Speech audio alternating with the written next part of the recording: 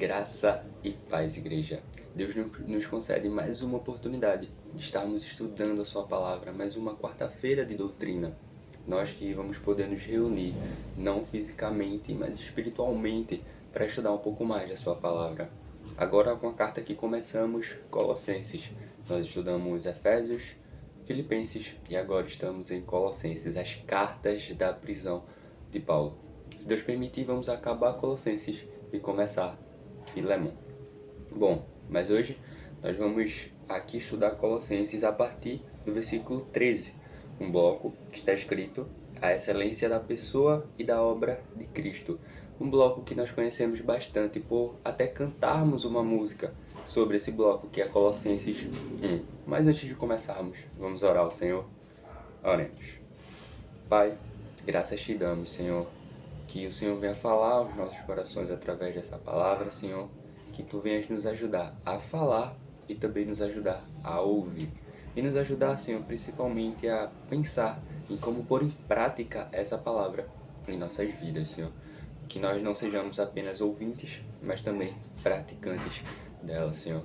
Que essa palavra venha frutificar dentro de nossos corações e possa gerar frutos para a honra e glória do Teu nome somente. Em nome de Jesus.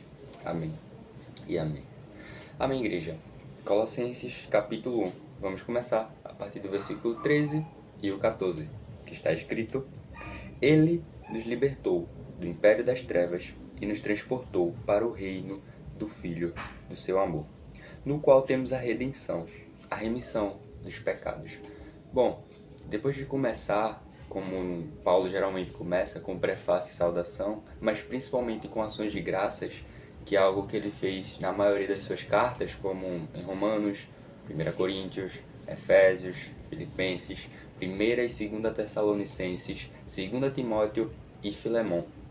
Porque as boas notícias das várias igrejas espalhadas enchiam Paulo de alegria. E depois de orar pelos Colossenses, coisa que ele fez em Efésios e Filipenses, em suas cartas, ele vai falar sobre a excelência de Cristo, como nós lemos aqui agora. E, só relembrando, uma coisa que foi citada pelo Gabriel é que Colossenses é considerada uma carta gêmea de Efésios, porque muita coisa que contém na carta de Colossenses tem na de Efésios. Nós vamos ver isso muito na prática. Muitas frases de Paulo que estão lá, escritas aos Efésios, nós vamos ver aqui, ou nós vamos citar. Mas, bom, falando desse bloco, nós conseguimos ver de começo que aqui é Paulo dizendo o que acontece com aquele que verdadeiramente se converte. E o que é que acontece? Bom, primeiro, ele é liberto do império das trevas. Ele é liberto do pecado. Em segundo lugar, ele é transportado para o reino do Filho do seu amor, do seu Filho amado, Jesus Cristo. E em terceiro lugar, ele é regenerado. Em João 8,32, Jesus diz: E conhecereis a verdade, e a verdade vos libertará. Bom, e Paulo fala dos libertos. E olhando para João 8,32, o texto que acabamos de citar, nós percebemos para quem ele escreveu a carta. Porque só foram libertos, transportados e remidos aqueles que conheceram a verdade e assim foram libertos. Mas aí Paulo continua agora falando de Cristo, que este é a imagem do Deus invisível, o primogênito de toda a criação.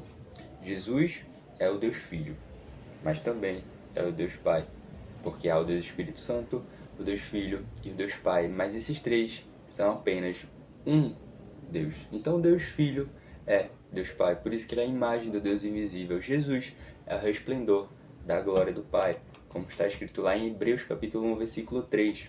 Ele, Jesus, que é o resplendor da glória e a exata expressão do seu ser, sustentando todas as coisas pela palavra do seu poder. Hebreus 1:3. E mais adiante nessa carta Paulo ainda vai dizer, Colossenses 2:9, porquanto nele, em Jesus, habita corporalmente toda a plenitude da divindade. Nossos irmãos puderam ver o Deus invisível, visível em Jesus, que de acordo com sua própria palavra, é a exata expressão do ser de Deus. Paulo não só aqui está defendendo que Jesus é Deus, mas que os seres humanos puderam ver o Criador, o Pai, em Jesus.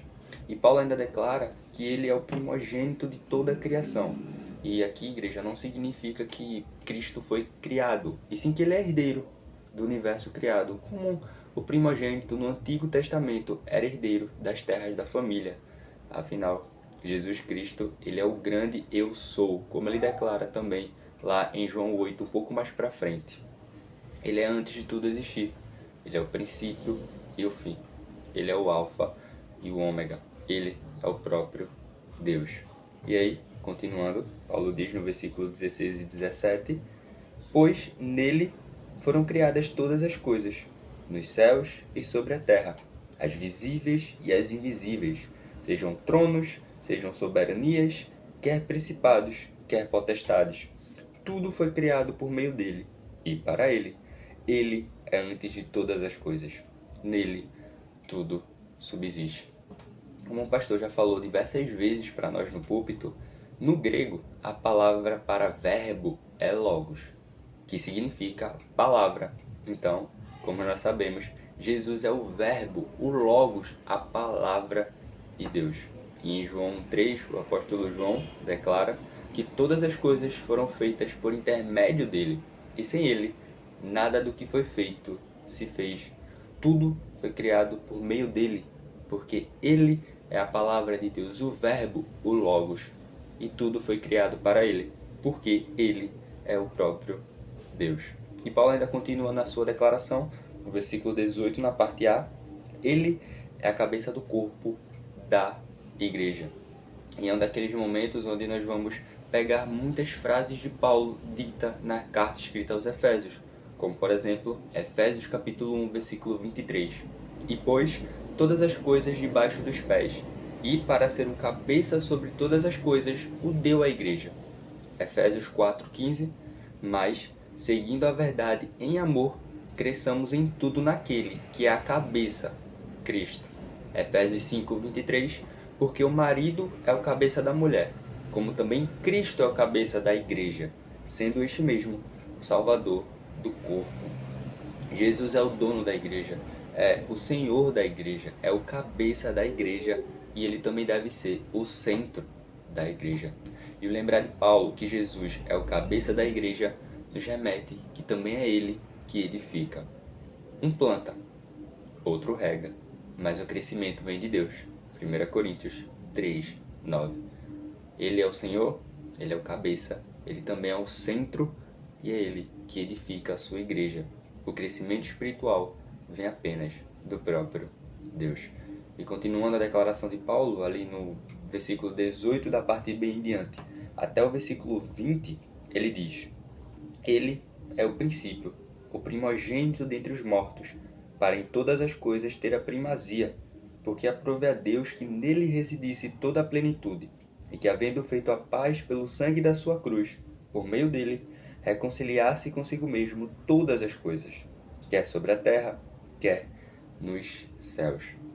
Interessante que aqui Paulo ele vai dizer que Jesus é o primogênito dentre os mortos, mas em João 3,16 o apóstolo vai declarar: porque Deus amou o mundo de tal maneira que deu seu Filho unigênito, para que todo o que nele crê não pereça, mas tenha a vida eterna. Jesus é o Filho de Deus, o próprio Deus, e por isso que ele é o unigênito do Pai. Mas ele é o primogênito dentre os mortos, porque todo aquele que nele crê ressuscitará com ele um dia. Em Romanos, capítulo 5, versículo 12, Paulo declara: portanto, assim como por um só homem entrou o pecado no mundo, e pelo pecado a morte, assim também a morte passou a todos os homens, porque todos pecaram. Mas, ainda no capítulo, só que um pouquinho adiante, do versículo 17 até o 19, Paulo vai declarar: se, pela ofensa de um, e por meio de um só, reinou a morte, muito mais os que receberam a abundância da graça e o dom da justiça reinarão em vida por meio de um só, a saber, Jesus Cristo. Pois, assim como por uma só ofensa veio o juízo sobre todos os homens para a condenação, assim também por um só ato de justiça veio a graça sobre todos os homens para a justificação que dá vida. Porque, como pela desobediência de um só homem, muitos se tornaram pecadores, assim também, por meio da obediência de um só, muitos se tornarão justos. Pelo sacrifício de Jesus, como diz Paulo, Deus reconciliou consigo mesmo todas as coisas, quer sobre a terra, quer nos céus. E no versículo 21, ele vai falar ainda: e a vós outros também, que outrora eres estranhos e inimigos do entendimento pelas vossas obras malignas. Uma coisa parecida que ele fala em Efésios, lá no capítulo 2, do versículo 12 até o 14, na parte A.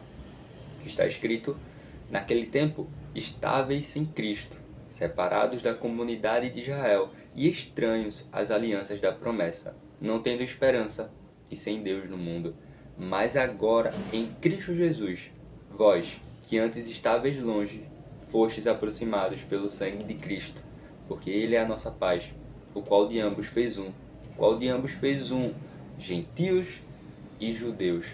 Aqueles que na antiga aliança tinham uma promessa e aqueles que na nova aliança também têm essa mesma promessa. De ambos, Ele fez um, a partir da nova aliança pelo sangue de Jesus Cristo. Agora, não precisa necessariamente ser judeu para crer, para ter a Canaã celestial que Jesus nos promete.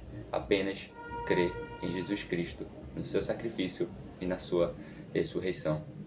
E para finalizar, finalizar aqui esse estudo, porque Paulo continua, é uma carta que ela é escrita sem parar, mas é dividida por blocos, é assim que estudamos, versículo 22 e 23.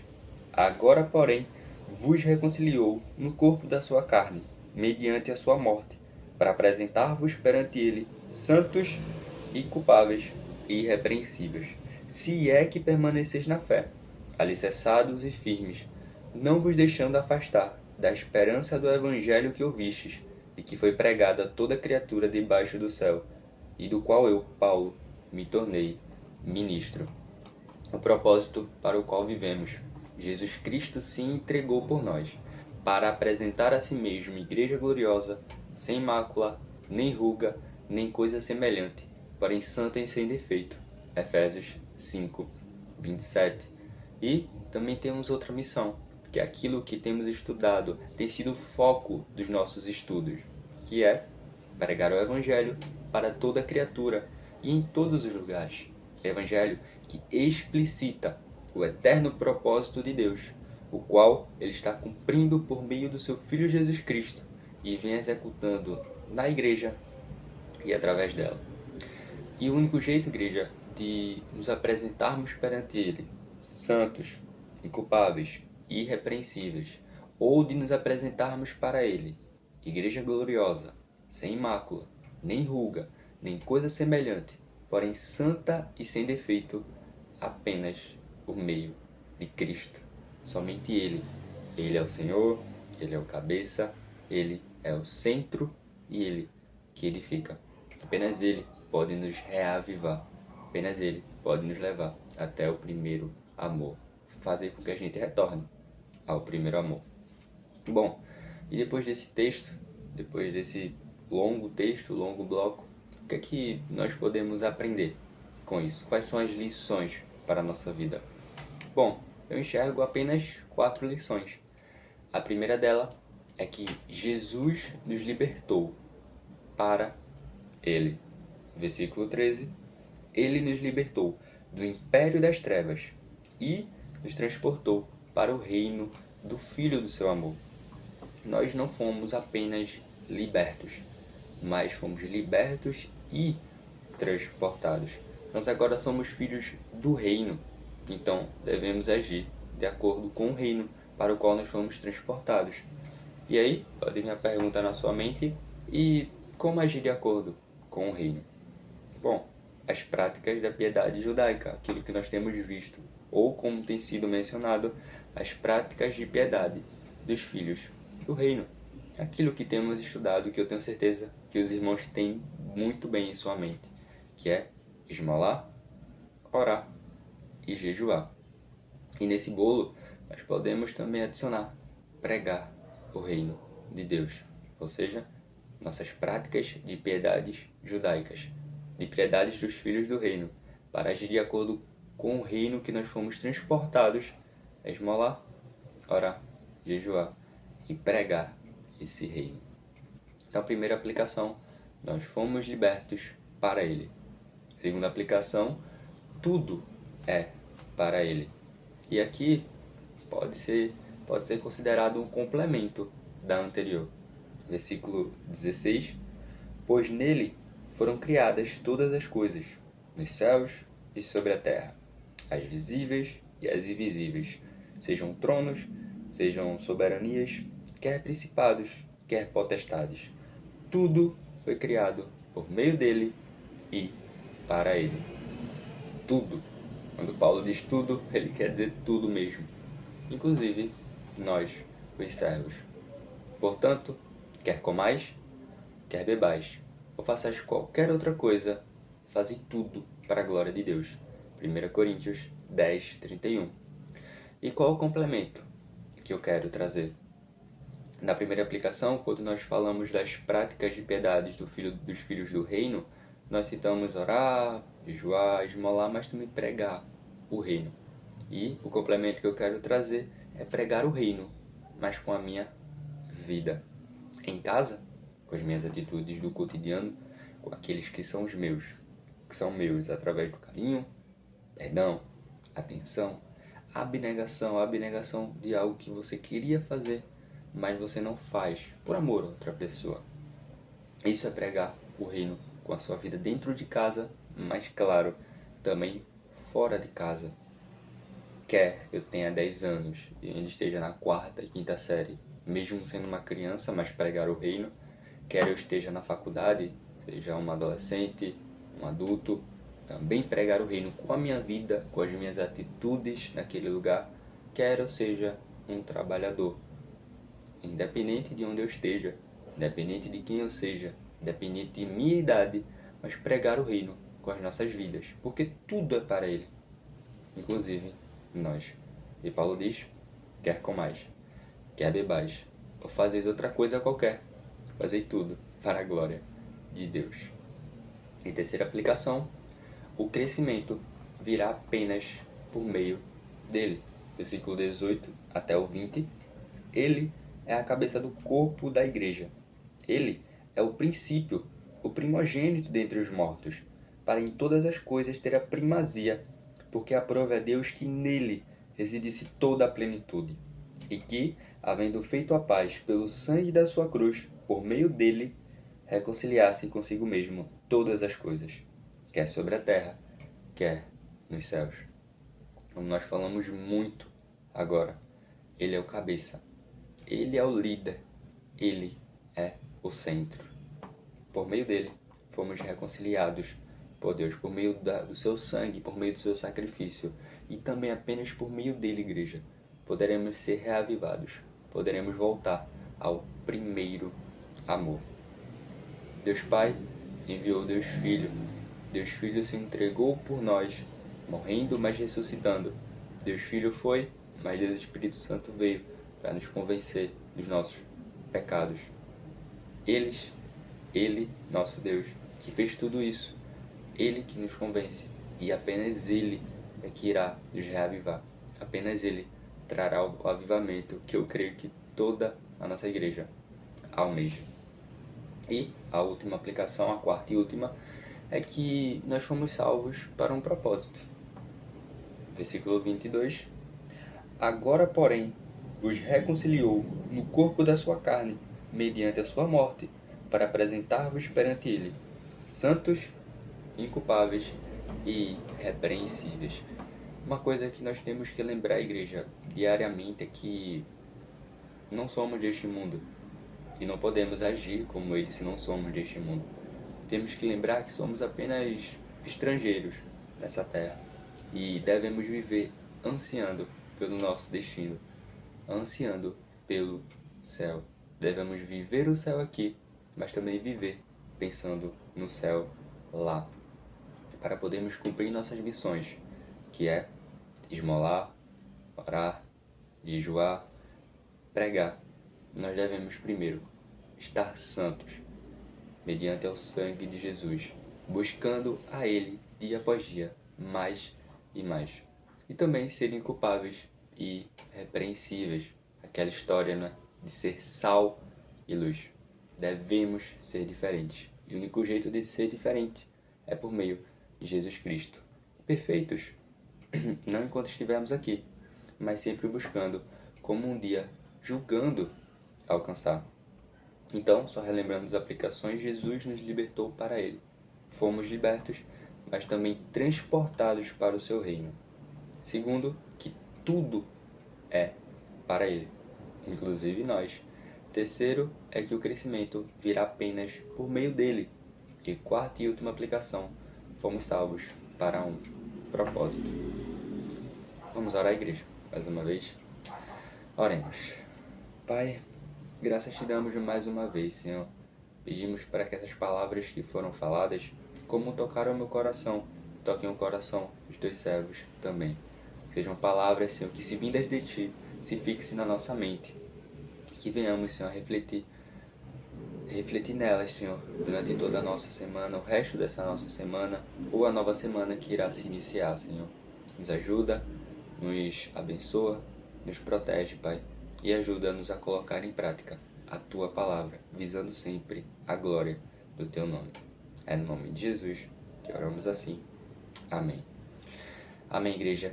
Que Deus nos abençoe.